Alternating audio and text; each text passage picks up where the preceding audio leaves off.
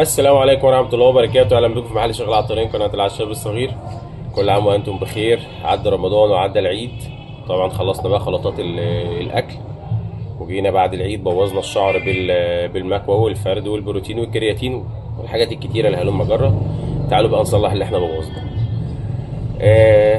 النهاردة هنعمل خلطة إن شاء الله تعالى تحل مشاكل كتيرة، اللي هي مشاكل التقصف، التساقط، القشرة، الهيشان.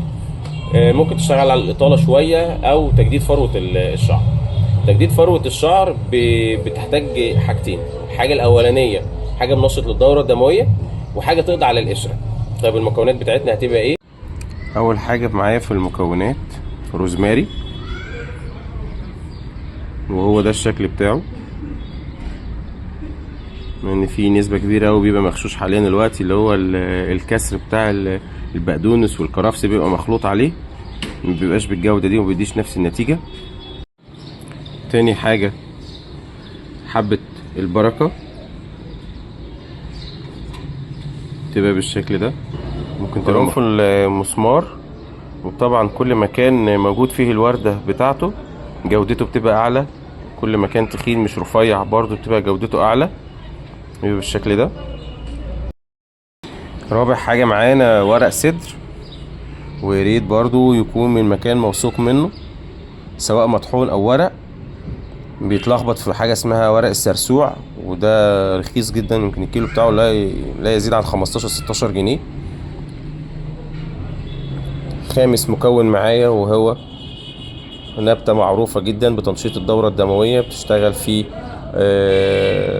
الشعر كويس قوي، بتشتغل داخليا برضو كويس قوي. احنا مش هنقول اسمها، هنسيبها كسؤال بالنسبة للناس اللي يعرفها ياريت يجاوبنا عليها.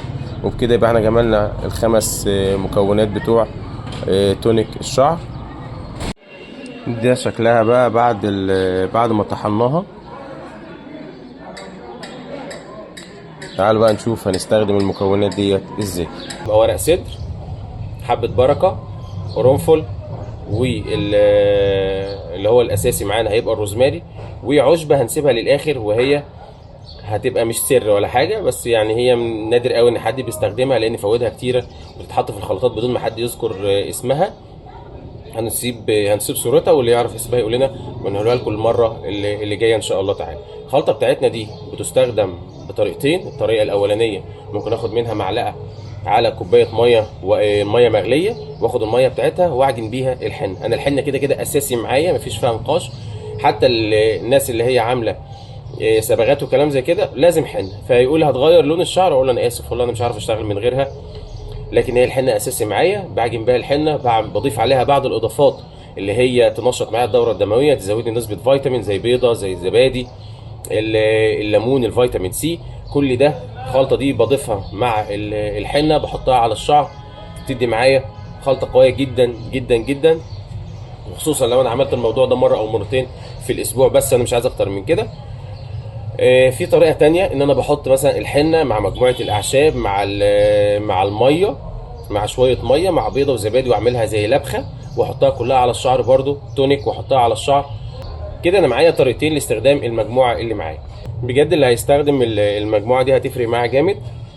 لو في حد محتاج اي معلومه تخص الشعر يقدر يتواصل معانا. لو في حد محتاج المكونات دي مطحونه يقدر يتواصل معانا، بس رجاء الشخص اللي هتجيبه منه الاعشاب او اللي هي مجموعه الخلطه اللي احنا بنتكلم عليها دي تتاكدوا منها، لان في عندنا نوعين فيهم لبخ كتير قوي اليومين دول.